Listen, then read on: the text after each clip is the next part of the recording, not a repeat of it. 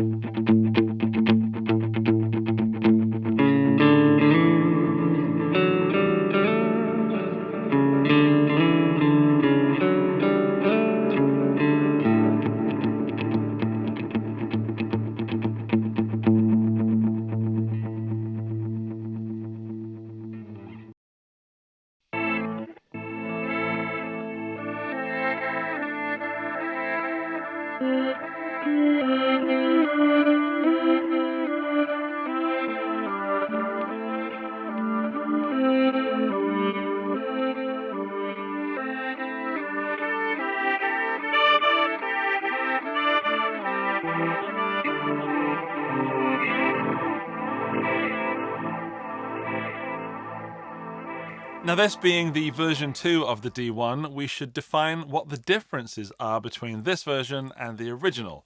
There are 4 main differences. Number 1, or the top difference, I think, is that this version of the pedal, the version 2, comes with a USB socket. So you can plug it into your computer, and using Google Chrome currently, you can update the firmware at the Walrus Audio firmware updating website. I've done it. It works like a charm. Absolutely no problems whatsoever. So I was running the beta test firmware. I'm now running the release firmware. Everything's working as it should be. I'm sure that if they make changes, then there'll be more firmware to download. The second change they've made is they've strengthened the reverse algorithm. So hang on, where are we? Oh, we're already on reverse. That's been strengthened from version 1, and the vintage one is now a tape delay. So I'm not sure what the vintage mode sounded like on the original D1 because I haven't played one, but it now sounds like a tape delay. The fourth thing is the added stereo width control, and you can change between 2 types of width control, one being panning and one being the Haas effect, which I'll explain when we deep dive into the knobs. Speaking of which, let's get a little deeper into the D1 V2. There are 3 ways that you can adjust the time setting on the D1 V2. Number 1 being the tap tempo, so you can tap that to your finger or foot's content. Second one being MIDI. It's got MIDI in, MIDI out, and you can have some magical MIDI controller or other pedal controlling this, or control other pedals with this, or you can control it with the time knob, which is right there smack bang in the left corner. This overrides MIDI and everything else. So this is the boss of all the controllers. Repeats we've covered, mix we've covered kind of, and I'll be messing around with that in this part of the video. Let's go to the attack first. You thought I was going to go tweak first, didn't you? Let's go to attack first.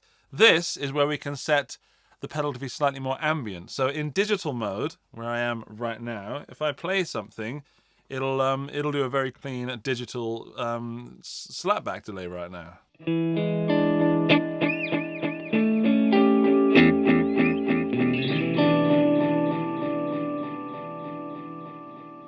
Okay, that's a pretty clear digital delay. It does what it should, but with the attack knob, one of the secret, not so secret weapons of the D1, you can knock off the tops of the transients, meaning that you get a little bit more ambient stuff. So I'll play and then adjust the attack.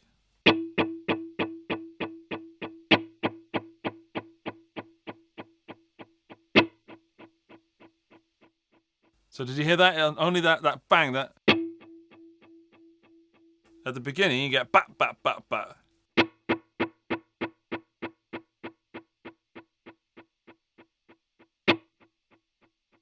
So it's knocking off the top end of that wave, which means that if you do something musical, you can make it sound more ambient.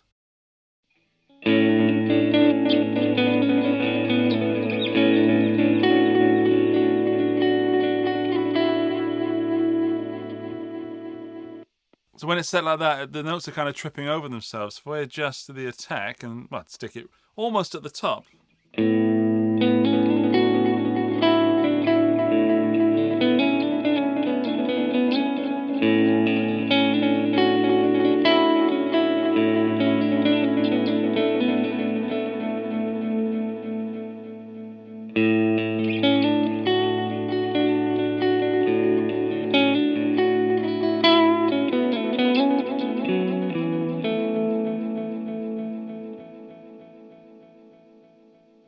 Compare that to this with the attack right all the way down. Turn the pedal on first.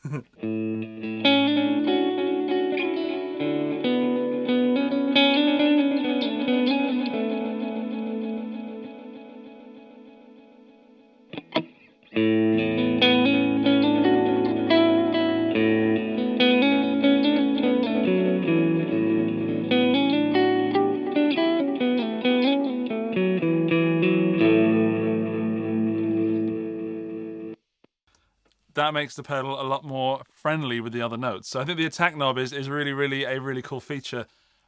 Forgive me, because I'm not that experienced with delay pedals, but I haven't seen that in many other delay pedals, if at all. So if there are other pedals with that feature, let me know in the comment section, because I don't know what they are.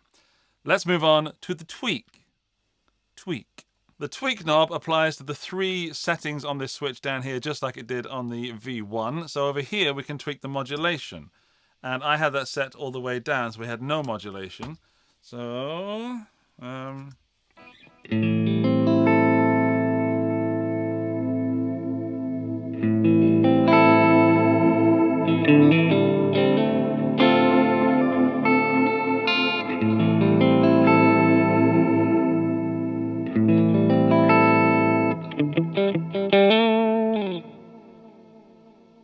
So you only get the modulation of the trails, of the delay, not the actual original signal itself. That stays clean, or whatever you put into it. But the trails themselves are modulated, and you can tweak that with the tweak knob. The tone is pretty much what it sounds like. So hang on, let's turn the modulation all the way down. Let's go to tone, bring that up, and that'll give us a nice bright delay.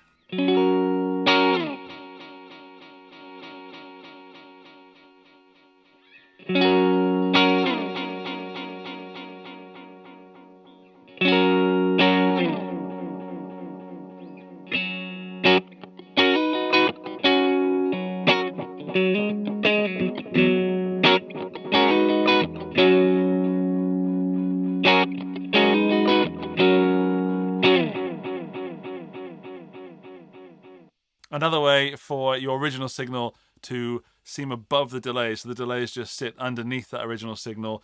Again, improving the clarity, if you want to do that. Third thing on this switch is the age, which is going to make it sound older.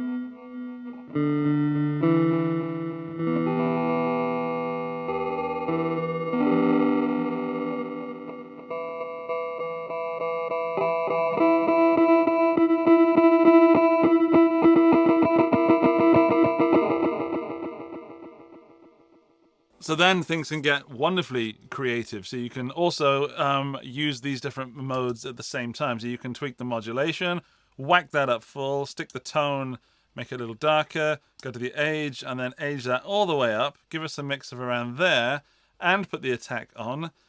Repeats, go for it. Yeah, go all the way. And then let's do a bit of a slower delay, and this will give us something more ambient.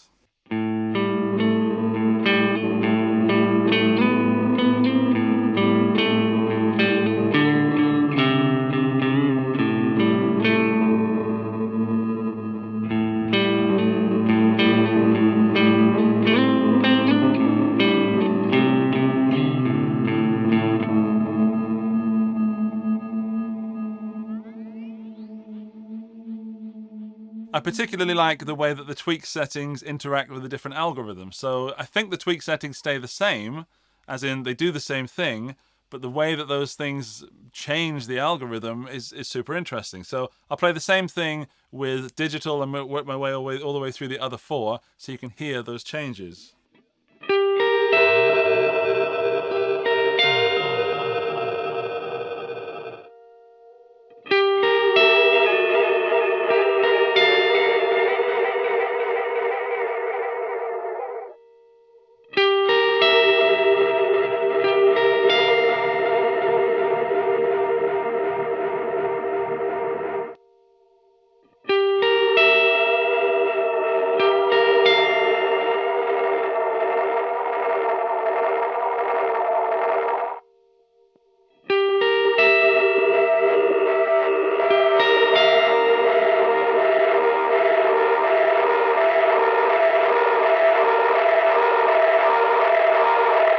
So that is a wonderful little noisemaker. I don't know what settings I've got on here, but what's super important about the D1 in version 1 and version 2 is that you have presets. And you've got 9 presets available on the pedal, but if you're using MIDI, you've got 128 presets available to you. And let's see how we can save them and move through them. The 9 presets are split into 3 banks of 3, which is what this switch is responsible for. We've got bank A, bank B, and bank C. And when we're in the bank, we can switch between the 3 presets within that bank by pressing down both foot switches. That's the red one, that's the green one, that's the blue one, and then back to the red one. And then the same with the other banks. It's pretty simple. If you want to save something, all you do is you're messing around creating something new, and you go to the place you want to save it. So let's save that to B, and then hold it down. This is going to be saved to the B. Red, by holding down both things. There, it flashed. We're now saved in bank B, red preset. To access the 128 different presets, you need MIDI. I don't use MIDI, generally speaking. So if you're into MIDI, this is not the video you need. But if you want to have that functionality, everything's available in the very clear, very easy to read Walrus Audio D1 V2 manual. Feel your boots. The final switch is the division switch, which allows us to choose between quarter notes, eighth notes, and dotted eighth notes. It's in quarter mode at the moment, and set myself a tempo there with the tap tempo.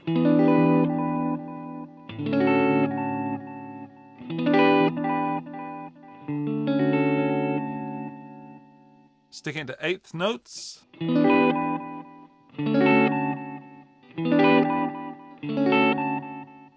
And then dotted eighths will give us that U2 sound.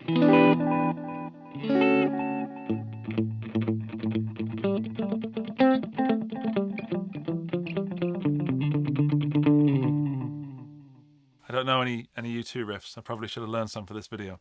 It's important to note that the division switch only works if you use tap tempo or MIDI to set the tempo. If you use the time knob to set the tempo, like this, it'll just stay in quarter notes.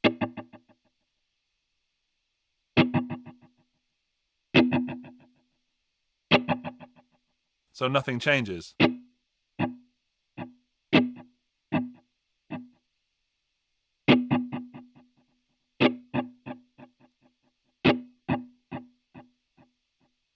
You have to use tap tempo or MIDI. Alrighty, let's do some secret functions of the D1 V2. Well, they're not actually hidden, it's not written on the pedal, so you have to know this or read the manual, but I'll do it for you. See, I've done the work for you this time. The first one is that you can hold down the tap tempo foot switch and this will ramp up the repeats to almost infinite, so it repeats forever and ever and ever, like this. So we're going to play something.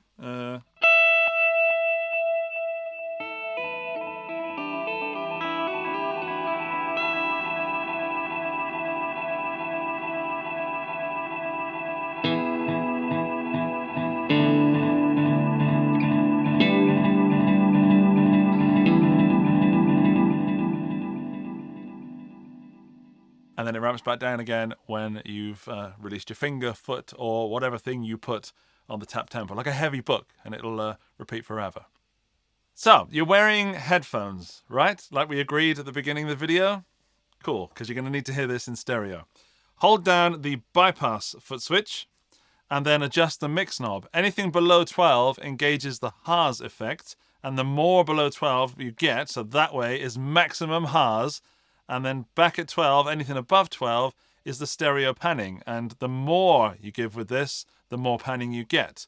I will show you some sound examples to demonstrate the difference between the two. First up, the Haas effect, which I recommend you Google if you haven't heard it before, but it offsets the left and right channels slightly so that we humans perceive two different sound signals as one sound signal, but it just sounds bigger. So here it is in guitar terms.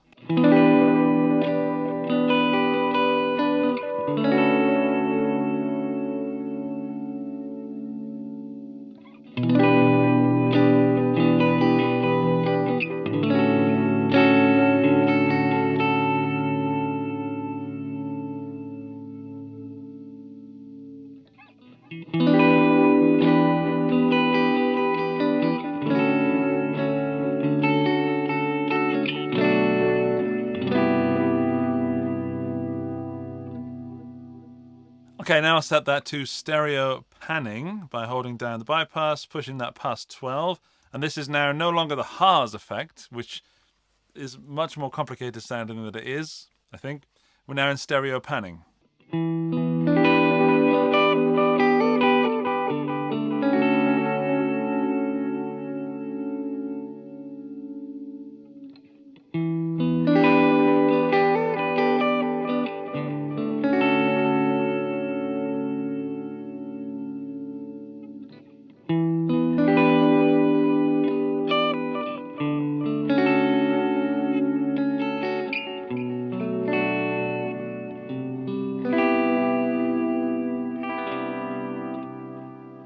This should be pretty obvious, but I'll say it anyway.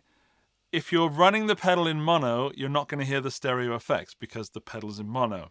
You need to be running the pedal in stereo to hear the stereo effects.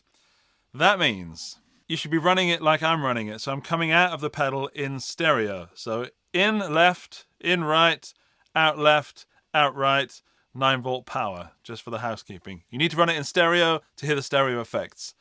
Sorry. But, you know, someone might have that problem. That saves you writing down in the comments section. So you can just throw a like instead. Two more things to talk about before I get to the review. The first one is bypass. When you turn the pedal off, you can decide if you have trails or not. So there are 3 different bypass modes. There's bypass, true bypass, which it's currently in. There's true bypass and DSP, and there's DSP. check out the manual for how to do that because it is super boring, but it involves unplugging the power cable and stuff like that.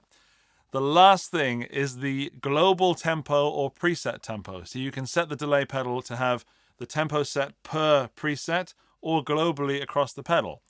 That also is in the user manual. I'm not going to bore you with it, but it is there. And I guess finally on the features of the pedal, the fact that the pedal now has USB means that the firmware could be changed when you watch this video. So there might even be more functions. They might even have changed something that I've been talking about. So I always recommend to go to the website, download the firmware, and check the change log of the firmware to see what they've updated. So if your pedal does something else because you're watching in the future, I don't know. I didn't know. I didn't know they were going to do that. On to the review. I genuinely did not intend to make such a deep dive video on this pedal. I was just going to show you some sounds, give you my opinions, and that was it. But I've fallen in love with this delay pedal. I'm much more a reverb guy for setting ambience, and I've never really got delay because I've mainly used either analog delays, which were nice and dirty, but for rough stuff, or for digital delays, which are always too clean. And I think that with the D1, this attack knob really changes everything for when trying to do ambient stuff. So I'm talking about ambient stuff now, just playing guitar alone maybe and getting some soundscapes. The attack knob is absolutely wonderful. And then combine that with all the wobbliness of the modulation and the age, the bit crushing and the tone. You've got a really versatile big pedal in a little box. So this does so much. And I haven't even dived into the MIDI side because I don't do MIDI. But if you do MIDI, then you're going to be very pleased, I guess, with this pedal because you can integrate it and do all kinds of wonderful computery digital things. I love the way that the pedal can go from your meat and potatoes regular delay pedal for fattening up solos or giving you some kind of U2 setting or something that's standard delay pedal territory, and it also does the weird and wacky reverse and stuff like that. I know that there's more functionality in other ambient pedals that are designed for ambience, but if you want one pedal that covers a multitude of delay uses, I think the D1 V2 is the pedal that I would definitely recommend right now at this moment in time for the money. Let's talk about money. It is not cheap. It comes in at €369, which is about $349 and around £320. If you're in any other currency, I have no idea, I'm sorry, but that's the three main currencies, I guess. That is a lot of money, but you are getting a lot of pedal. So the fact that you can do all that stuff that I've mentioned and showed you, I think this pedal is worth absolutely every penny. I definitely am going to be putting this as my one delay pedal on my board. I don't have a delay pedal on my board. I'm going to have a delay pedal. I may even, because of this, go into MIDI at some point. I didn't know that I was going to go down the MIDI route, but now that I can see the functionality of this D1, I see the reason to have a MIDI switcher or a switcher that has MIDI functionalities. Like there's a Boss one or something. Like maybe you can advise me on which switcher I should be getting. The stereo, Haas effect, and panning, I urge you to get one of these and either put it into a mixer or some kind of amp simulation and put headphones on and sit with it and just enjoy being in the space it creates. I've wasted quite literally hours with this pedal. This is why I did the deep dive, because I've put so much energy into the pedal but also got so much energy out of the pedal. I've genuinely had a wonderful time with the D1. It's wonderful. It's not perfect. The only thing I really don't like about this pedal actually has nothing to do with the pedal itself, nothing to do with the build quality or the sounds or the functions or anything like that. That's all good. It's all gravy. The thing I don't like is that Walrus Audio are not actually calling this the D1 V2. They're just sort of continuing the D1, and it's not officially called the D1 V2.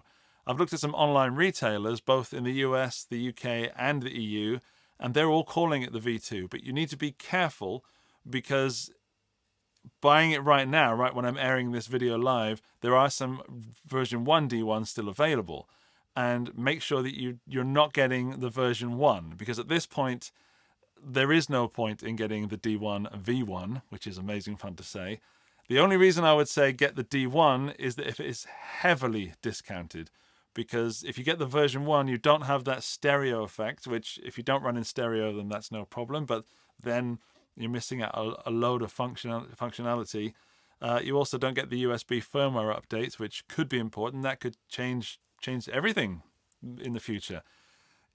If you're going to get a D1, get a V2 and make sure that it is the V2 you're getting. So luckily the retailers have picked up on this, but Walrus Audio themselves don't really seem to be calling it the V2, which I think is a mistake. So bottom line, it is quite a lot of money. I think it's worth that much money. If you're into one delay pedal to rule them all, then I don't see anything better than the D1. And the D1 V1 won loads of awards and guitar awards and gear of the year and stuff like that.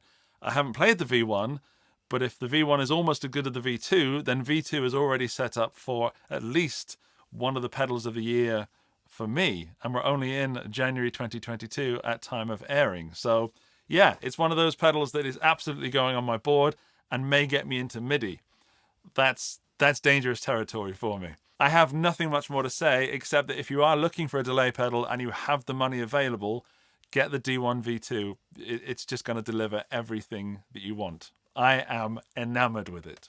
And that's it. End of the video, which means you are a member of the End of the Video Club. And to prove that you are a member of this prestigious elite, when you leave your comment telling me what you think of the D1 V2, please include the phrase, high fidelity. And that'll let me know that you watched this part of the video and it'll make me chuckle. Thank you for that.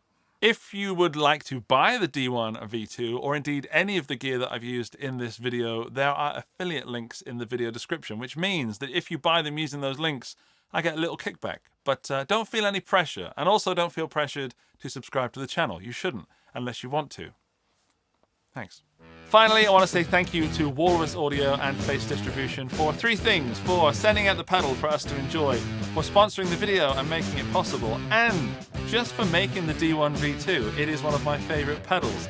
Thank you for making me a happy guitar player. And thanks to you for watching. I'll see you at some point in the future. Take care of yourselves. Bye-bye!